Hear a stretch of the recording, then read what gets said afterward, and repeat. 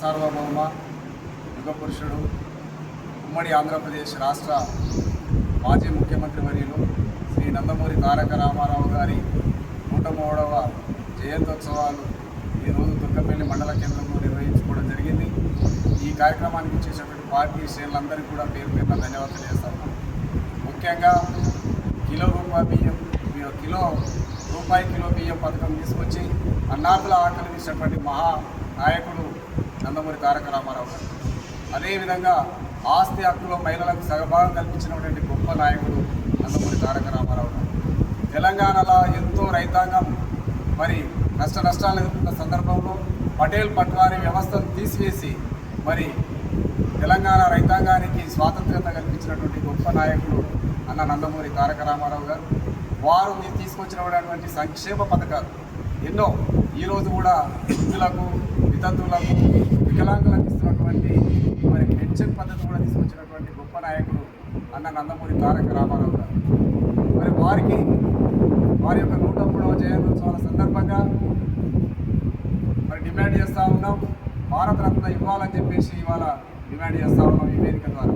అదేవిధంగా మరి ఉమ్మడి ఆంధ్రప్రదేశ్ రాష్ట్రంలో ఎన్నో అభివృద్ధి కార్యక్రమాలు, సంక్షేమ కార్యక్రమాలు కలిపి నిర్వహించినటువంటి గొప్ప నాయకుడు శ్రీ నారా చంద్రబాబు నాయుడు గారు.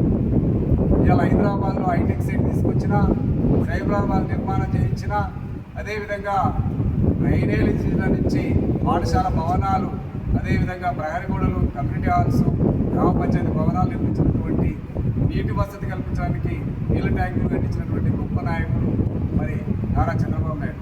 ఆనాడు హైదరాబాద్లో హైటెక్ సిటీ కట్టిస్తే ఇవాళ అమరావతిలో పాఠం కట్టిస్తూ ఉన్నారు.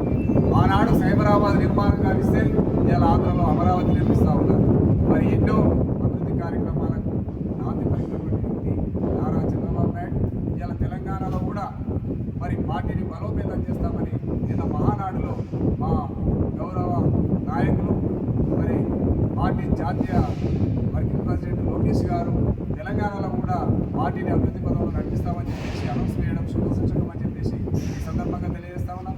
మరి ఏదేమైనప్పటికీ ఈ తెలంగాణ రాష్ట్రంలో, అందులో ఆలయ నియోజకవర్గంలో ఖచ్చితంగా తెలుగుదేశం పార్టీ పచ్చ జెండా ఎగిరేసి తీద్దామని చెప్పేసి ఈ సందర్భంగా తెలియజేస్తూ, ముఖ్యంగా నిన్న లోకేష్ గారు పార్లమెంట్లో మహిళా బిల్లు అమలు జరిగినా జరగకుండా మరి తెలుగుదేశం పార్టీ పక్షాన జాతీయ స్థాయిలో 33% మహిళలకు రిజర్వేషన్ ఇస్తామని చెప్పి ప్రకటించడాన్ని హర్షిస్తూ, మహిళలు తెలుగుదేశం పార్టీకి నడపడానికి, తెలుగుదేశం పార్టీలో అవకాశాలు పొందడానికి మరి మహిళలు తెలుగుదేశం పార్టీలో చేరాలని, ముందుకు రావాలని చెప్పేసి ఈ సందర్భంగా కోరుతా ఉన్నాం.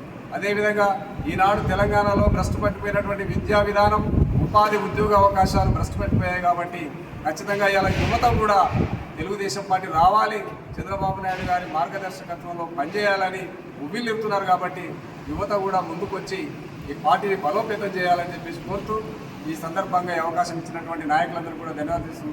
జై హింద్, జై తెలుగుదేశం, జోహార్ ఎన్టీఆర్, జై చంద్రబాబు నాయుడు, జై లోకేష్ బాబు. వర్ధిల్లాలి చంద్రబాబు నాయుడు గారి నాయకత్వం, చంద్రబాబు నాయుడు గారి నాయకత్వం. జై తెలుగుదేశం, జై తెలుగుదేశం, జోహార్ అన్న ఎన్టీఆర్, జోహార్ అన్న ఎన్టీఆర్.